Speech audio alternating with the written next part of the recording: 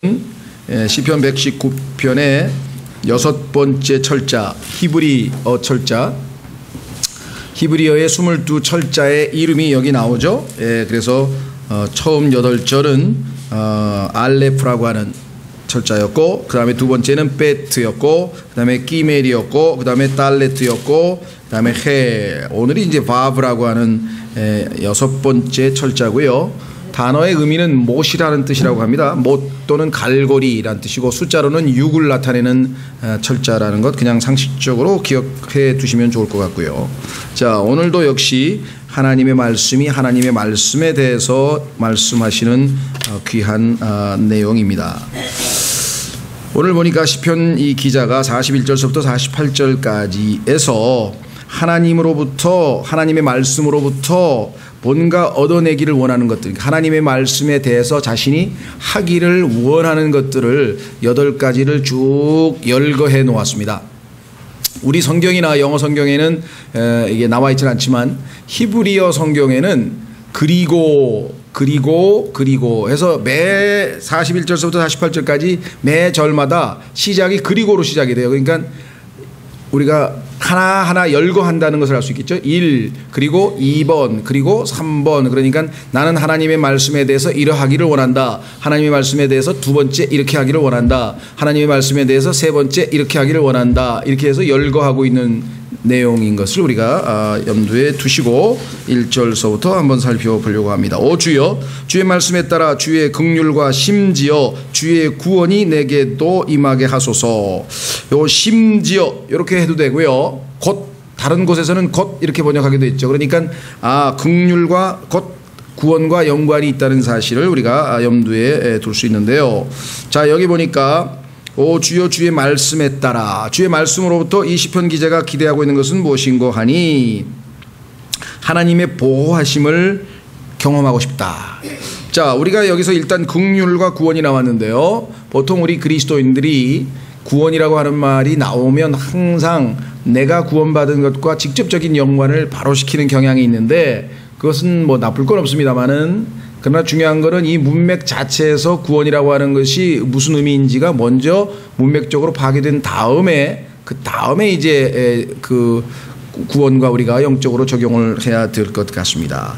그래서 여기에 나와 있는 긍휼은 42절에 보시면 그리하시면 내가 나를 모욕하는 자에게 그것으로 대답하리니, 아마 지금 상당히 모욕을 당하고 있고 예수 그리스도를 믿는다고, 요즘으로 치면, 옛날로 치면 하나님을 따른다고, 진리를 따른다고, 주님을 믿는다고 받는 여러 가지 형태의 모욕이 있었을 터인데, 그런 상황에서조차도 주께서 긍휼을 베푸시면 내가 거기서 벗어날 수 있다라고 하는 주님의 보호하심을 체험코자 하는 그런 마음을 표현하고 있는데요. 그래서 여기서의 구원은 그러한 모욕적인 상태로부터, 그러한 고통스러운 상황으로부터 주님이 나를 구출해 내시는 의미에서의 구원입니다. 무슨 말인지 이해가 되셨죠? 1차적으로. 그러나 우리가 영적으로 예수 그리스도의 보배로운 피를 통해서 죄로부터 구원받는 것, 그 구원 역시 하나님의 긍휼이 없이는 이루어질 수 없다는 사실을 우리가 알지인데, 얼마든지 우리가 영적으로도 우리에게 적용할 수가 있겠죠. 그렇죠? 자, 그래서 신약 성경에도 긍휼과 구원은 항상 붙어 다닙니다. 하나님이 우리를 불쌍히 여기시는 마음이 없으면 구원이라는 것이 이루어질 수가 없죠. 구원받아야만 할 딱한 처지에, 구출받아야만 할 딱한 처지에, 죄를 짓는 자는 죄의 종이라고 하신 것처럼 우리가 지금 죄의 노예가 되어서 끌려가고 있는 중인데, 그 딱한 처지를 보시고 불쌍히 여기시는 긍휼이라고 하는 하나님의 성품이 없다면 하나님께서 구원하시려고 선뜻 나서셨겠는가. 그렇죠? 예, 그래서 긍휼은 구원을 하시고자 하는 하나님의 그 저변에 있는 마음을 우리가 읽어낼 수가 있습니다. 확인해 보겠습니다. 디도서 3장으로 가시면 신약에서의 여러분과 저의 구원은 긍휼과 밀접한 연관이 되어 있습니다. 디도서 3장.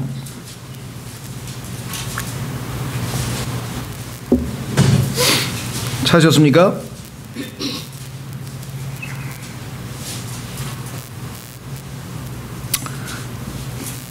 찾으셨죠? 예. 1절서부터 보시면 이렇게 되어 있네요. 그들이 명심하여 정사들과 권능들에게 복종하여 행정관들에게도 순종하며 모든 선한 일을 하도록 준비하게 하며. 성도들이 해야 될 일들이 여기 다 나와 있네요. 국가의 시민으로서도 합당하게 행동하고 선한 일을 하도록 하고, 2절 아무도 비방하지 말며, 또 말다툼하는 자가 되지 말며, 오직 부드러우며 모든 사람에게 온전히 온유함을 보이게 하라. 이것이 그리스도인이 행해야 될 마땅한 행동인데, 과거에는 어땠는가 우리의 모습이. 3절 우리도 한때는 어리석고 불순종하며 속임을 당하고 여러 가지 정욕과 쾌락을 섬기며 악의와 시기 가운데 살고 증오하며 서로 미워하였으나. 이것이 우리 과거의 모습입니다. 여러분들은 난 이렇게까지 안 한 것 같은데, 그건 여러분들이 껌만 봐서 그렇고요. 하나님께 저 현미경 빌려다가 여러분의 속마음을 한번 들여다보면 이거보다 더 지독한 것도 많아요. 3절 4절 사람을 향한 하나님 곧 우리의 구원자의 친절과 사랑이 나타난 뒤에, 이런 사람에게 친절과 사랑을 베푸는 분이 하나님이십니다. 자격 있는 사람에게 사랑과 친절을 베푸는 게 아니라 도저히 사랑과 친절을 받을 자격이 없는 자에게 베푸시는 거, 이게 은혜라 그래요. 자격이 없는 자에게 거저 주시는 은총, 이걸 은혜라 그러죠. 자, 5절 그분께서 우리를 구원하시되, 그 다음에 우리가 행한 의로운 행위로 하지 아니하고, 그 다음에 뭐라 했습니까? 오직 자신의 뭐에 따라? 긍휼에 따라. 그럼 구원과 긍휼은 밀접한 관계가 있는 것이죠. 따라서 우리의 혼이 지옥으로부터, 즉 죄로부터 구원받아서 지옥 안 가는 그 구원뿐만 아니라 일상생활에서 우리의 의심으로부터, 우리의 나약함으로부터, 우리의 성질로부터, 우리의 그 모든 것으로부터, 그렇죠? 우리의 하나님이 기뻐하시지 않는 그 모든 것으로부터 우리가 구원을 받으려면, 구출되려면 하나님의 긍휼이 필요한 거지. 그렇죠? 하나님의 긍휼. 그래서 시편 기자는 주의 말씀에 따라 그 긍휼을 저에게 주시옵소서. 그래서 저를 구원해 주시옵소서. 이때 구원은 지옥 안 가게 하다는 그거하고 관계 있는 게 아니라 지금 이 시편 기자가 처해 있는 딱한 처지로부터 구원해 달라, 그 말씀이죠. 네, 그것이 여러분들에게는 뭔지 모르겠어요. 예를 들면 아브라함 같은 경우에는 어땠습니까? 하나님께서 보니까 갈대아 우르라고 하는 지방에서 참으로 비참하게 우상 숭배를 하면서 사는 거예요. 캄캄한 영적 암흑 세상에서 삽니다. 우상 숭배를 하면서, 우상에게 절을 하면서. 지금 우리나라도 지금 안타까운데, 어제 보니까 하도 비가 안 오니까요, 이제 단체장, 기초단체장들이 다 나서가지고 기우제 지내는 장면이 뉴스에 쫙 나오더라고요. 그래서 자기네들이 기우제를 지냈기 때문에 비가 올 거라고 믿는데요. 근데 하나님께서는 이미 기상 예배를 통해서 25일서 금요일서부터 비 온다고 다 얘기해놨는데 뭘 또 하여간 어쨌거나 안타까운 일이죠. 거기서부터 구출해내셔서 하나님께서 아브라함을 끄집어내셨잖아요. 그렇죠? 긍휼이 많으시기 때문에. 요나는 어땠습니까? 여러분 잘 아시는 거, 요나를 건져내셨죠. 요나의 그 고집불통으로부터도 건져내요. 그러니까 성경에 보면 뭐 요나뿐이겠어요? 아브라함뿐이겠어요? 다윗도 압살롬도, 하여간 상황에 맞춰서 주여 말씀에 따라 긍휼을 나에게 보이소서, 구원을 허락해 주옵소서, 이 상황에서 벗어나게 해 주옵소서. 요셉은 얼마나 기도를 많이 했겠어요. 그 감옥에서. 바울도 얼마나 기도를 많이 했겠어요. 너희들이 기도해주면 내가 이 감옥으로부터 구원받게 될 것이다. 하나님이 도와주실 것이다. 그러니 기도하라. 이렇게 또 부탁도 하잖아요. 그렇죠? 자, 그래서 우리는 첫 번째는 하나님의 말씀으로부터 보호하심을 체험코자 하는, 말씀을 통해 보호하심을 체험코자 하는 시편의 기자의 마음을 읽어낼 수 있다. 두 번째, 시편 기자가 원하는 것은 그리하시면, 하나님이 나를 그렇게 해서 구출해 주시면 내가 나를 모욕하는 자에게 그것으로 대답하리니, 그것이 뭡니까? 주의 말씀 아니에요. 여러분들이 주먹으로 대적하라 그랬습니까? 예수님께서는 자기에게 욕을 한 사람에게 맞대응해서 욕을 하셨다 그랬습니까? 안 하셨다 그랬습니까? 안 하셨다 그랬죠. 그렇죠? 그런데 우리의 아담의 본성은 맞대응을 하려고 그러잖아요. 그래서 지난번에 락스 목사님 오셨을 때 그 순간에 대제사장 되신 주님께 기도해서 그분께서 이 땅에서 맞대응하지 않으셨으니까 그 능력을 나에게도 보여달라. 히브리서 가겠습니다. 죄송합니다. 베드로전서에 가면 예수님은 자기를 욕한 사람을 맞대응 안 했다. 베드로전서 2장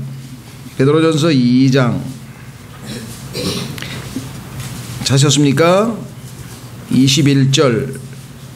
여러분들이 억울한 일을 당했다. 첫째. 두 번째, 어처구니 없는 일을 당했다. 셋째, 말도 안 되는 일을 당했다. 다섯째, 하여간 도저히 못 참을 상황이 발생했다. 미치겠다. 뭐라고 표현하든 간에 하여간 그런 상황이 발생을 하게 되면 예수 그리스도께서 여러분을 통해서 역사할 수 있는 기회가 온 거예요. 그게 아니라 너무나도 항상 나를 기분 좋게 하는 일만 계속 일어나고 있다. 그럼 예수님이 나에게 필요한 순간이 언제 있어요? 가만히 있어도 항상 상황이 내가 즐거운 상황만 발생하는데. 그렇죠? 그렇다고 해서 일부러 막 이상한 상황을 만들어낼 필요는 없죠. 그러나 그런 상황이 주어졌을 때, 자 21절, 참으로 너희가 심지어 그 일을 위해 부르심을 받았나니, 그 일이 뭐냐? 뒤에 나옵니다. 그리스도께서도 우리를 위해 고난을 당하심으로 우리에게 본을 남기사 너희가 자신의 발자취를 따라오게 하셨느니라. 예수님이 고난받으신 것을 우리도 따라가게 했는데, 22절, 그분께서는 죄를 짓지 아니하시고 입에 교활함도 없으시며, 23절, 욕을 당하시되 맞대어 욕하지 아니하시고 고난을 당하시되 위협하지 아니하시며 오직 의롭게 심판하시는 분에게 자신을 맡기시고. 이게 비결인 것 같아요. 하나님, 제가 여기서 맞대응해서 붙어서 다투고 내가 옳다는 것을 입증해서 너 졌지 내가 이겼어 하기보다는 하나님께서 나중에 다 담당해 주십시오, 이렇게 넘어가는 거죠. 자, 그래서 답변을 어떻게 하냐? 주의 말씀으로 하는 거예요. 나를 모욕하는 사람에게 하나님의 말씀이, 자, 참는 자는 복이 있나니 라는 말씀을 하셨습니다. 제가 하나님께 축복을 받고 싶습니다. 그냥 참아야 되는 거죠.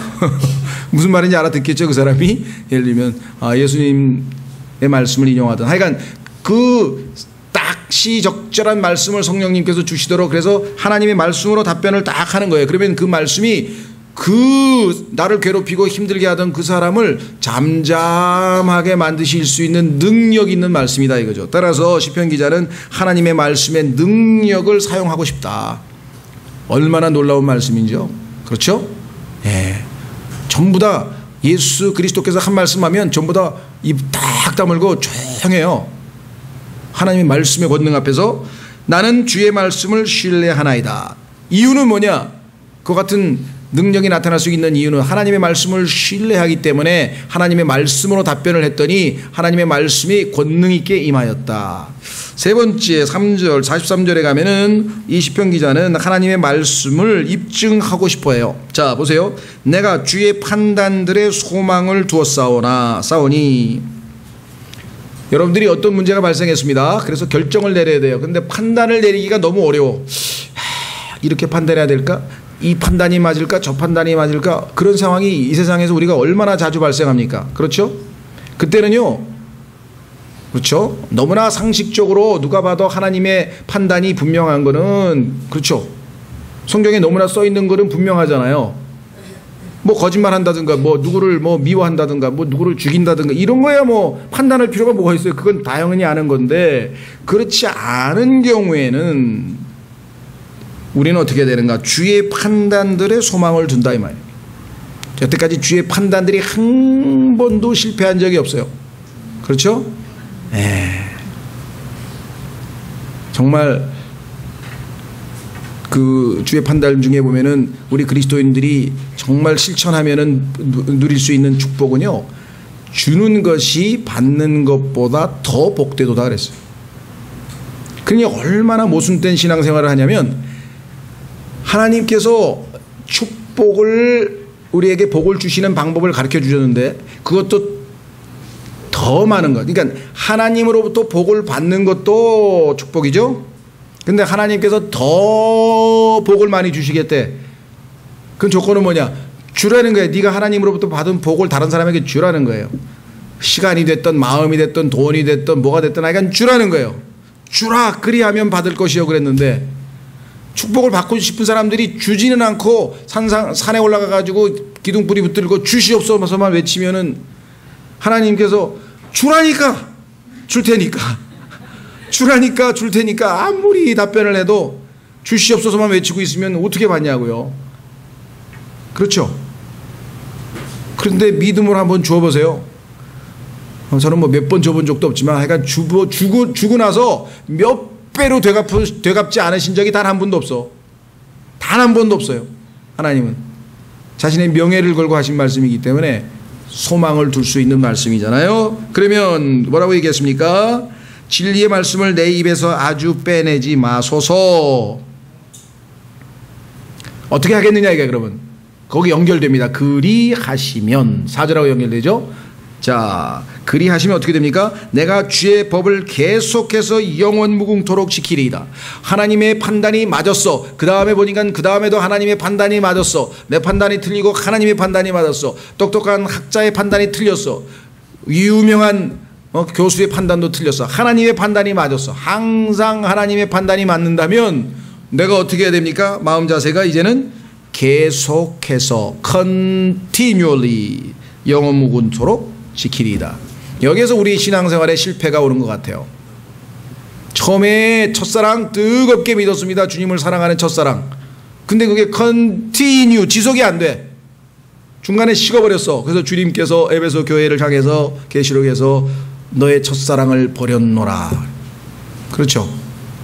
지속시키는 것, 이게 신앙생활에 있어서의 관건인 것 같아요. 자, 그래서 성경에 보니까 이 지속시킨다라고 하는 표현이 여기 뭐라고 나와 있냐면요, 계속해서라고 우리 번역했죠. 영어로는 이게 continually예요. continually. 신약에도 보면은 이 표현이 엄청나게 많이 나와요. 한번 보겠습니다. 사도행전 13장. 이 신약 성경에서 continue라고 하는 단어를 다 찾아가지고, 근데 우리말에는 이게 때로는 계속이란 표현도 쓰고 때로는 거한다는 말도 쓰고 이게 번역이 좀 여러 개이기 때문에 좋은 방법은 영어에 여기 스마트폰 없나요? 있는 분들은 하여간 성구사전을 찾아가지고 영어로 continue를 찾아서 성경 구절을 다 찾아요. 그러면 그 해당되는 성경 구절을 우리말로 이제 보면 어떨 때는 거하다라고 뭐 지속하다, 계속하다 이제 번역이 여러 가지가 되어 있기 때문에 쉽게 영어로 하나 그냥 continue를 딱 찾으면은 쭉 나오겠죠. 자, 몇 가지만 한번 샘플로 한번 보겠습니다. 13장 43절. 사도행전 13장 43절. 이제 회중이 흩어진 뒤에 유대인과 신앙심이 있는 유대교 개종자 중에 많은 사람들이 바울과 바나바를 따르니 그들이 그들에게 말하며 그들을 설득하여 하나님의 은혜 안에 거하게 하니라. continue. 여기서 우리말로 조금 강조하고 싶으면은 계속 머물게 하니라. 이렇게 하면은 계속이란 말이 좀 들어가면 강조가 되지 않을까 싶어요. 그렇죠? 예. 어쨌거나 약간 지속한다는 뉘앙스가 들어가 있는 거예요. 중단하지 않는다 이게. 중단하지 않는다 이게. 포기하지 않는다 이게.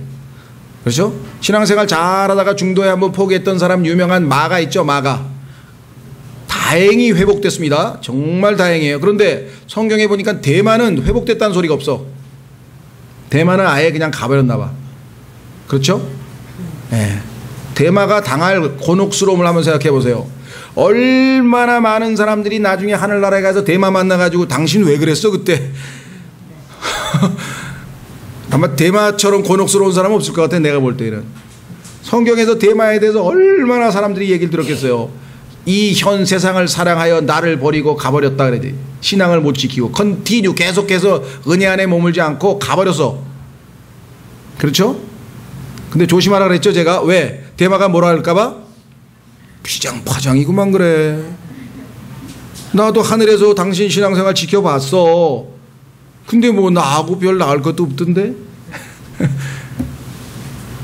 여러분 생각에는 대마가 무슨 굉장히 아닙니다. 우리의 생활 속에서 마음이 하나님 대신에 세상으로 향하고 있는 게 얼마나 많겠어요. 이 현 세상을 사랑하는 마음이 우리 안에 얼마나 많나 한번 생각해 보세요. 그렇죠? 자, 그 다음에 또 14장 22절로 가보세요. 14장 22절에 사역은 뭐냐? 구원받은 사람은요, 구원받지 않은 사람은 당연히 구원을 시키는 게 말씀의 사역이고, 구원받은 사람은 어떻게 해야 되는가 한번 보세요. 21절. 이제 두 번째 선교 여행을 갔습니다. 그들이 그 도시의 복음을 선포하여 많은 사람을 가르치고, 자 이제 복음을 선포했습니다. 그 다음에 가만히 있어봐. 지난번 1차 선교 여행 때 복음을 선포해서 듣고 거듭난 사람들이 계속해서 지금 믿음 안에 머물러 있을까? 이게 또 궁금한 거죠. 그래서 다시 루스드라와 이고니움과 안디옥으로 돌아가 과거 복음 전했던 곳으로 다 한번 가봤어요. 제자들의 혼을 굳건하게 하고, 이게 중요한 거예요. 이게 말씀의 사역이에요. 이게 교회에서 이루어져야 될 것이 굳건하게 흔들리면 안 돼요. 이리 왔다 저리 갔다 하면 안 되고, 그들을 권면하여 뭐라고 했습니까? 믿음 안에 거하게 하고, continue in the faith.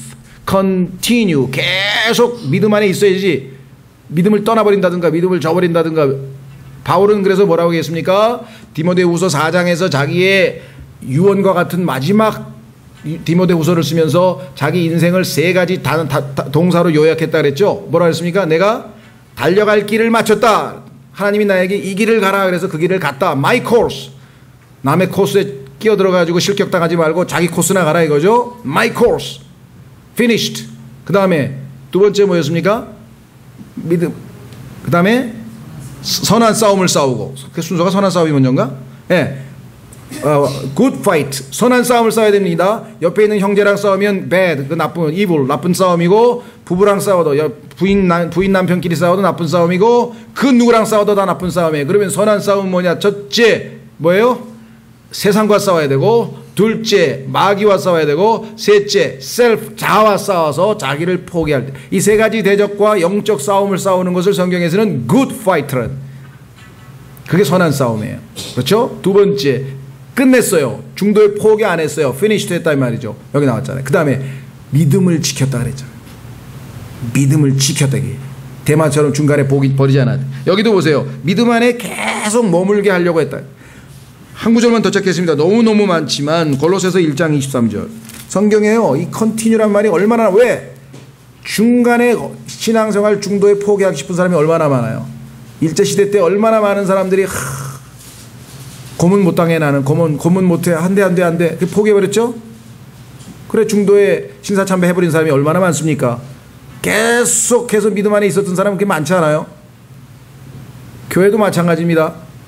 교회도 계속해서 5년 10년 한 교회 꼭 있으라는 얘기는 아니지만 꾸준히 어느 교회를 가든 간에 믿음 안에서 교회 생활한다는 건 그거 쉽지 않아요.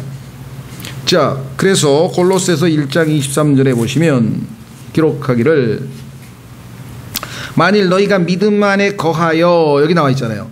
만일 너희가 믿음 안에 거하여 터를 다지고 정착해서 너희가 들은 복음의 소망에서 떠나지 아니하면 그리하시리라. 주님과 나중에 행복한 만남을 가지려면은 계속해서 믿음 안에 거해서 떠나지 말라라고 했죠. 자, 다시 돌아옵니다. 시편 119편. 그래서 계속해서라, 이 단어가 간단한 단어 같지만요, 아주 신앙의 핵심을 우리에게 보여주는 것이에요. 이게 힘들어요. 성령께서 우리를 완전히 주장하지 않으면 우리는 쉽게 내려놓거나 포기하거나 이러기가 쉽다. 그렇죠?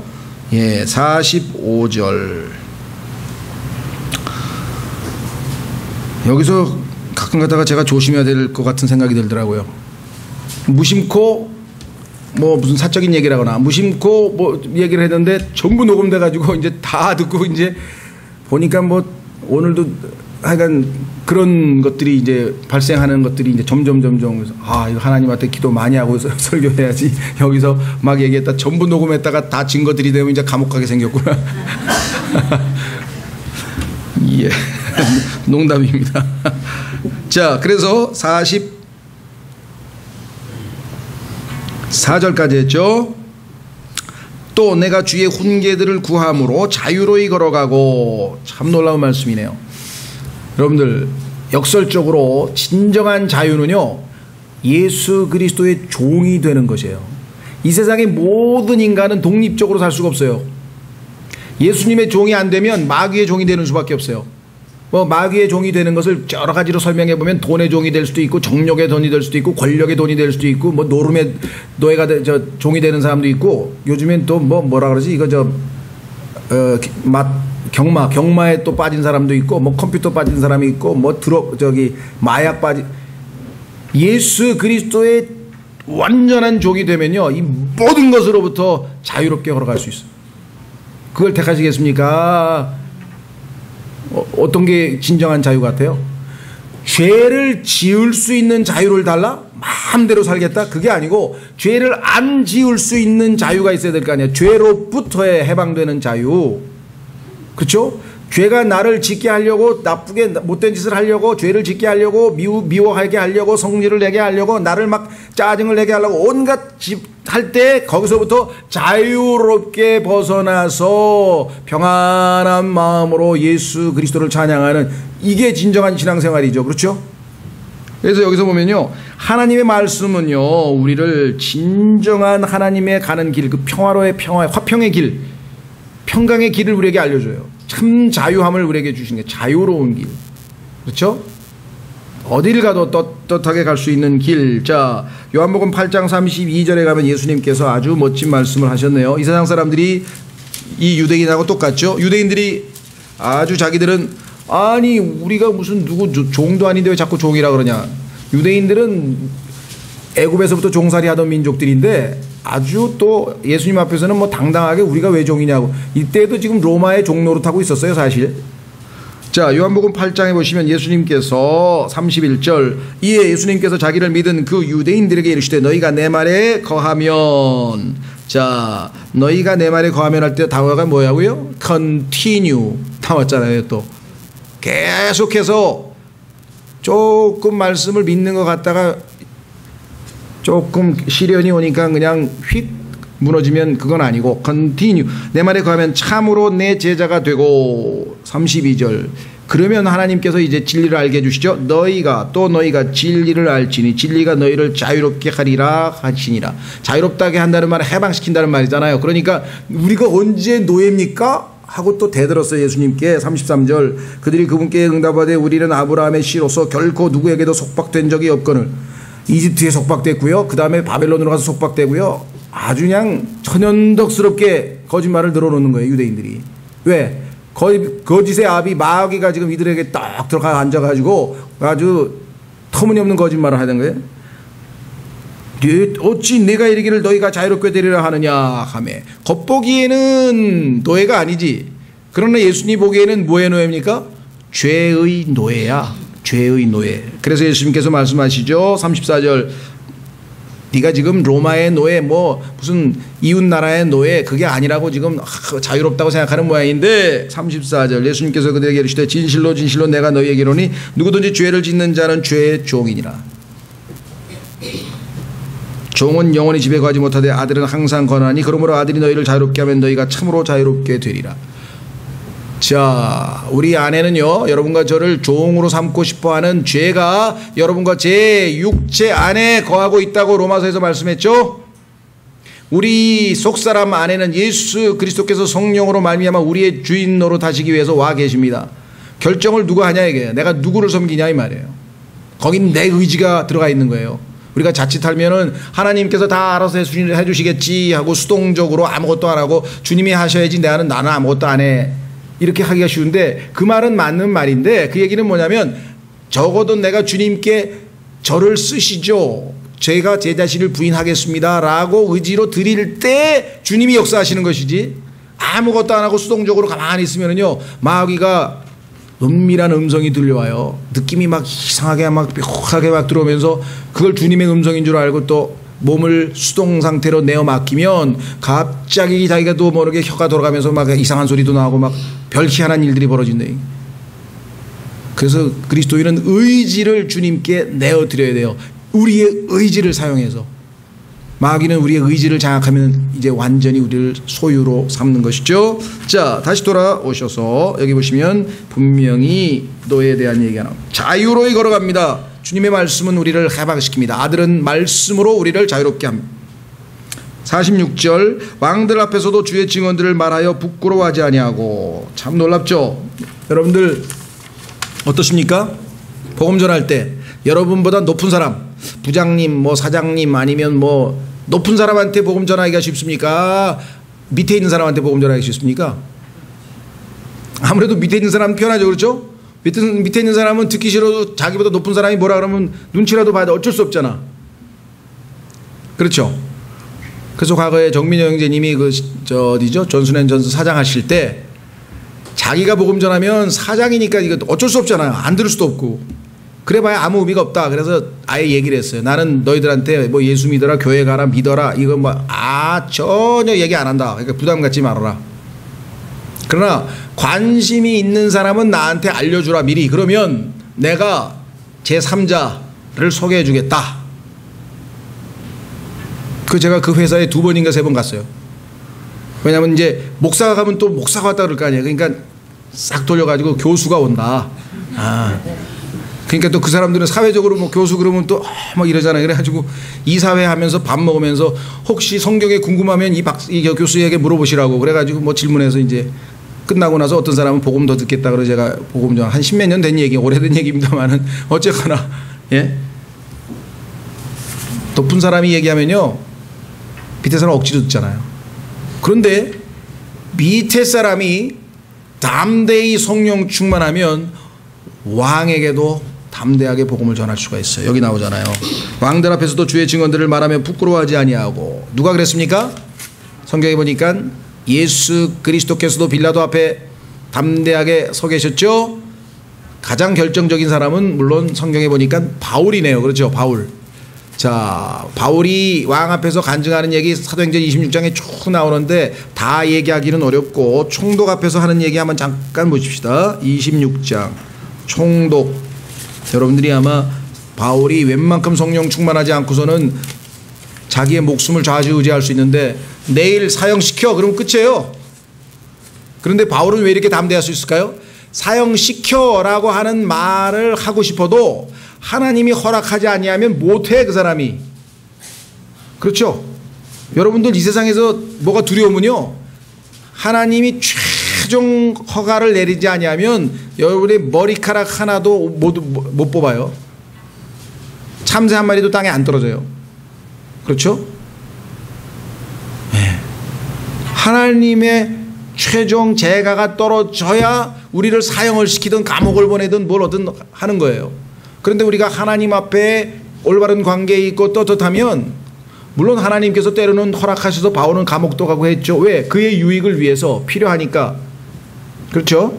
자, 사도행전 26장에 보면은요, 여기 뭐 아그리빠 왕에게 하는 얘기가 나오고요. 그 전에 누가 빌라도에게 하는 얘기만 좀 24장인가 거기가? 네, 24장. 아그리빠 왕에게 하는 거는 우리 잘 유명하니까 잘 알고, 이 벨릭스라고 하는 총독에게 복음 전하는 얘기를 한번 보겠습니다. 22절, 사도행전 24장 22절에 보면 이렇게 나오죠. 사도 바울이 이제 그 유대인들 앞에서 총독이 변명할 기회를 줘서 유대인들의 고소에 대해서 자기 자신을 변명을 쭉 하니까 듣고 나서 22절, 벨릭스가 이것들을 듣고는 그 길에 대해 더 완전히 알고 있었으므로. 자, 길이란 말이 동양에서는 도라고 한다 그랬죠. 도. 내가 곧 길이요 진리요 생명이라고 하신 예수 그리스도 도, 그 길, 진리의 길에 대해 더 완전히 알고 있으므로 그것들을 연기하여 이르되 총대장 루시아가 내려오거든 내가 너희 일에 관해 끝까지 알리라 하고. 백부장에게 명령하여 바울을 지키게 하며 그에게 자유를 주게 하고 또 그의 친지들이 그를 섬기거나 그에게 오는 것을 그가 막지 못하게 하니라. 이유인즉슨 뇌물을 좀 받고 싶어서 그랬다고 나중에 보니까 나오네요. 선심을 쓴 거죠.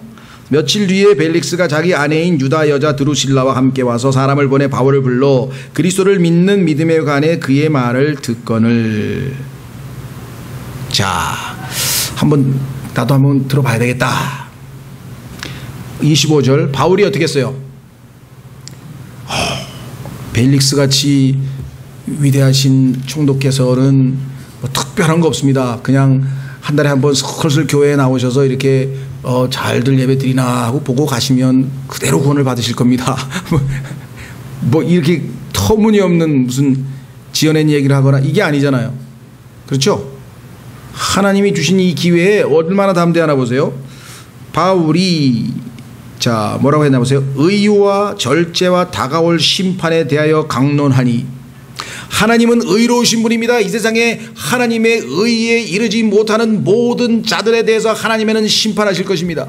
하나님은 절제하지 아니하고 하나님께서 정하신 그 선을 넘어서서 제멋대로 하나님의 뜻을 어기는 모든 자들에 대해서 심판하실 것입니다. 그 심판은 영원한 진노요 하나님의 의의 거룩한 심판일 것입니다.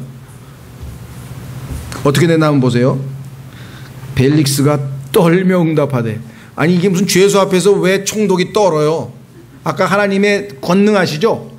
하나님의 파워가 지금 딱 하니까 벨릭스가 지금 어찌 노예 무슨 죄수가 감히 뭐 이런 얘기를 못해요. 지금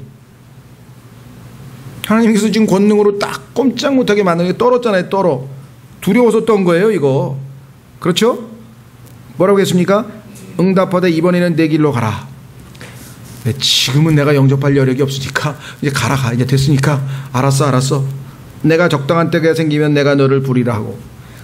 99.9% 여러분이 윗사람에게 복음 전하면 99.9%가 이렇게 반응이 나옵니다. 그렇죠? 왜? 체면이 있는데 내가 밑에 사람이 뭘 믿으라 마라 하는데 내가 뭘 예수를 믿네 마네. 말도 안 돼 그거는. 얼마나 인간이 체면이 중시하는지 아시겠죠? 네. 저도 기억이 나네요. 제가 옛날에 아마 강사 시절인지 학생 시절인지 잘 모르겠네요. 그러니까 강사 같아요. 하여간 아마 스페인에서 돌아와서 강사하고 있을 때인데 통역대학원에서 통역대학원 원장님이 계셨어요. 그 원장님이 영어과 선생이니까 제가 킹제임 성경에 대해서 얘기하니까 전공도 스페인어 하는 사람이 킹제임 성경에 대해서 뭘 그렇게 아는지 궁금해서 자기도 이제 한 말씀 하시는 거예요. 오, 킹제임 성경이야 뭐 문학적 가치가 위대하지 위대. 아 대단해 하면서 한마디 하시더라고요. 그래서 아 그러세요? 근데 읽어보셨습니까? 아 뭐 그냥 내용은 뭐 이거 그래서 그 안에 보시면 말이죠. 예수님께서 말씀하시기를 내가 곧 부활이요 생명이니 나를 믿는 자는 죽지 아니할 것이 영원히 죽지 아니할 것이요 무릇 살아서 나를 믿는 자는 영원히 죽지 아니하리라. 나를 믿는 자는 살아도 죽어도 살겠고 나를 그러니까 믿는 자는 죽어도 살겠고 살아서 믿는 자는 예수님을 계속 믿다가 죽지 않고 산 채로 있는 자는 영원히 죽지 아니하리라. 내가 이것을 믿느냐라고 예수님께서 하신 말씀은 읽어보신 적이 있습니까? 뭐라 그런지 아세요? 허허허 자네 지금 나 전도하나? 아니 전도하는 게 아니고 이 말씀을 믿냐고 여쭤봤는데요. 나중에 얘기하지 나중에. 모르겠어요. 지금도 여전히 나중에를 외치고 계시는지는 모르겠는데 여기도 지금 나중에 얘기하자는 거잖아요. 그렇죠? 예, 마귀가요 그게 호락호락하게 뭐 내주는 그런 게 아니에요. 그러나 어쨌거나 담대하면 이 사람에게는 언젠가 이게 박혀 있을 거예요. 그렇죠? 예, 아마 암에 걸렸다는 소리를 듣든지 내일 뭔 일이 벌어졌다 그러면 그냥 갑자기 무릎 꿇고 쫙 나도 살려주십시오 막 하고 나올지 모르는 거죠. 자, 그래서 다시 돌아가요. 이거 시간이 빨리 끝내야 되겠네. 오늘 뭐. 자, 그래서 47절 내가 지금까지 사랑한 주의 명령들을 스스로 즐거워하며 하나님의 말씀이 주는 즐거움을 누리지 못하면요 그리스도인은 가장 비참한 사람이 되는 거예요. 왜? 바라는 게 뭐가 있어요? 이 세상에서 뭐 즐기는 걸 찾습니까? 아니면 이 세상에서 누구 인정받기를 원합니까? 아니면 그렇죠? 하나님의 말씀을 즐거워하는 즐거움이야말로 가장 우리가 향유해야 될 즐거움인데요. 그러려면 하나님의 말씀을 사랑해야 됩니다. 여기 나와 있죠? 마찬가지 48절도 또 내가 지금까지 사랑한 주의 명령들 사랑 주의 말씀을 사랑하면 어떻게 되냐면요 손으로 갑니다. 주의 명령들을 향하여 내 손을 들고 주의 법규들을 묵상하리이다. 원래 성경에서 보면요 이 두 손을 드는 것은 하늘을 향해 손을 드는 것이고 그것은 곧 기도한다는 뜻입니다. 그런데 여기서는 주님을 향해서가 아니라 주의 말씀들을 향해서 손을 든다는 거예요. 마음을 주의 말씀들에다가 쏟아놓는다는 거예요. 그러니까 손과 마음은 성경에서 항상 같이 가요. 그래서 우리도 어떻게 합니까? 성경에서 배웠죠. 굳게 대하여 경례. 이 왜? 손하고 지금 마음하고 같이 가잖아요. 그렇죠? 예. 성경은 항상 그래요. 어디서 나왔습니까? 예수님께서 하나님께서 모세에게 내 손을 품에 넣어라 꺼냈더니 나병이 걸렸죠. 다시 품에 넣어라 꺼냈더니 다 낫죠. 그렇죠. 예. 그래서 마음으로 생각하는 것을 손이 행동에 옮기는 거예요. 붙어 다니는 거예요. 저놈 죽이고 싶어 하고 마음에 먹으면 언젠가 손을 사용해서 행동하잖아요. 저 사람 도와줘야겠다 그러면 그 마음이 있으면 언젠가 가서 내가 그걸 도와주잖아요. 그렇죠. 자, 그래서 주님께 손을 올렸다는 얘기는 마음을 주님께 쏟아놓았다는 것을 의미하겠죠. 그러면 어떻게 되는가? 묵상합니다. 하나님의 말씀을 깊이 또 생각하고 또 생각하고 또 생각하고, 이 8가지를 통해서 시편 기자는 정말 아주 행복한 하나님의 사람으로서의 삶을 살아가고 있는 것이죠. 하나님의 말씀이 우리에게 제공해 주는 8가지 축복들을 오늘 우리가 살펴봤는데, 이것 말고도 뭐 176절 중에서 단 3절만 빼고 173절이 전부 하나님에 관한 말씀에 관한 구절이에요. 이게 얼마나 하나님의 말씀에 대해서 하나님께서 깊이 우리에게 알려주시는지 좋은 계기가 됐으면 좋겠습니다. 이 시간에 오늘 주신 말씀을 통해서 주님, 저도 주의 말씀을 이와 같이 사모하고 이와 같이 즐거워하고 이와 같이 묵상하고 이와 같이 신뢰하겠습니다. 도와주십시오. 한번 기도하겠습니다.